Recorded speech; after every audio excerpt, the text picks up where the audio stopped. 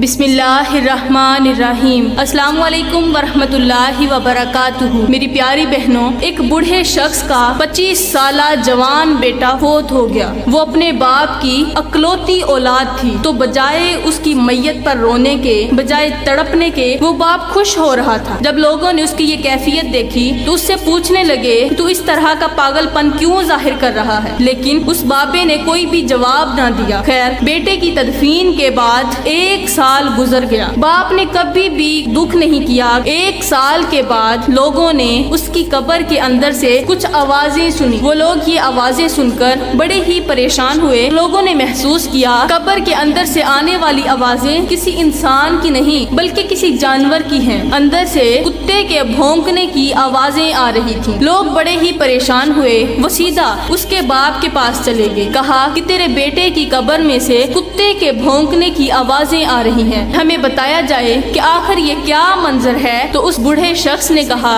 کہ جب میرا بیٹا فوت ہوا تھا تو پتہ ہے میں نے رونے کا اظہار کیوں نہیں کیا، میں نے خوشی کیوں منائی تھی، اور اب میرے بیٹے کی قبر میں سے کتے کے بھونکنے کی آوازیں کیوں آ رہی ہیں۔ اس بوڑھے شخص نے کہا نہ صرف کتے کی آوازیں آ رہی ہیں بلکہ اللہ تعالیٰ نے اس کا جو چہرہ ہے وہ بھی کتے کے جیسا بنا دیا۔ اس کی قبر کے اندر سانپ بچھو بھی ہیں جو اسے ڈس رہے ہیں۔ اس کے چاروں طرف آگ ہی آگ ہے۔ لوگ سن کر حیران ہو گئے کہ بابا جی تجھے کیا ہو گیا ہے، تو اپنے بیٹے کا دشمن کیوں بنا بیٹھا ہے؟ تو اس بڑے شخص نے کہا جب تم میری کہانی سنو گے تمہیں جو دکھ ہو رہا ہے وہ ختم ہو جائے گا۔ تو اس بابا جی نے کہا کہ میرے بیٹے نے مجھے 3 جملے ایسے بولے تھے جو مجھے آج تک نہیں بھول رہے۔ تو اس بوڑھے شخص نے کہا میرا بیٹا شراب پیتا تھا، میں اسے روکنے کی بڑی کوشش کیا کرتا تھا، وہ ہر وقت شراب پیتا تھا، سگریٹ پیتا تھا، نشہ کیا کرتا تھا۔ ایک دن میں نے اسے روکنے کی کوشش کی کہ تو اس طرح نہ کیا کر۔ تو میرے بیٹے نے آگے سے مجھے کہا کہ کتے کی طرح کیوں بھونکتا رہتا ہے، میں تجھے کچھ کہتا ہوں۔ اس کے بعد اس بابا جی نے کہا کہ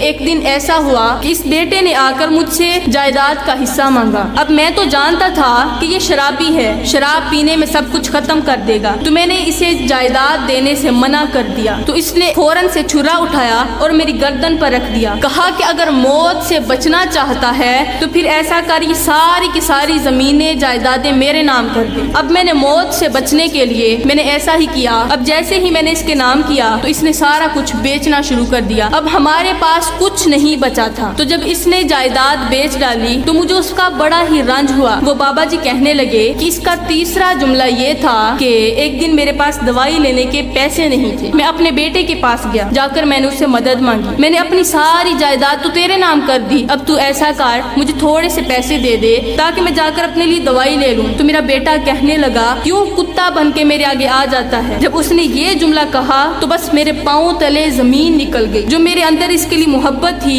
اس دن اس محبت کا جنازہ نکل گیا۔ اس لیے آج تک میں نے اپنے بیٹے سے کبھی محبت کا اظہار نہیں کیا۔ تو لوگوں نے کہا کہ کوئی بات نہیں، تیری اولاد ہے، اولاد نافرمانیاں کرتی ہی رہتی ہے، آج تو وہ فوت ہو گیا ہے، اب تو وہ معافی بھی نہیں مانگ سکتا، لہٰذا تو اسے خود ہی معاف کر دے۔ اس بابا جی نے کہا کہ میں نے اسے معاف کرنے کی بہت کوشش کی ہے، لیکن کیا کروں کہ وہ 3 جملے میرے دل و دماغ سے نکلتے ہی نہیں ہیں، مجھے بے چین رکھتے ہیں، تو پھر اسے کیسے معاف کر دوں۔ اس کے بعد وہ لوگ جو تھے وہ اپنے گھروں کو چلے گئے۔ بابا جی نے اسے معاف نہیں کیا اور ہمیشہ اس کی قبر کے اندر سے آوازیں آتی ہی رہی۔ جو بھی اس کی قبر کے پاس سے گزرتا توبہ اور استغفار کر کے ہی گزرتا تھا۔ اپنے باپ کو یہ 3 جملے بولنے کی وجہ سے اللہ تعالیٰ نے اسے ہمیشہ کے لیے لوگوں کے سامنے عبرت کا نشانہ بنا دیا۔ میری پیاری بہنوں، سب کچھ کرنا اللہ معاف کر دے گا، کبھی بھی اپنے بوڑھے باپ کی آنکھوں میں سے آنسو مت نکالنا۔ یاد رکھنا اگر تمہاری وجہ سے تمہاری ماں کی آنکھوں میں سے آنسو نکل آئے، تمہارے باپ کی آنکھوں میں سے آنسو نکل آئے تو اللہ تعالیٰ تمہیں کبھی بھی معاف نہیں کرے گا۔ میری پیاری بہنوں، جس گھر میں والدین کو دکھ دیے جاتے ہوں اس گھر میں کبھی بھی رحمت کے فرشتے نہیں آتے۔ میری پیاری بہنوں، میں دعا کرتی ہوں کہ اللہ تعالیٰ ہمیں اپنے والدین کا فرما بردار بنا دے۔ آمین ثم آمین، وما علینا الا البلاغ المبین۔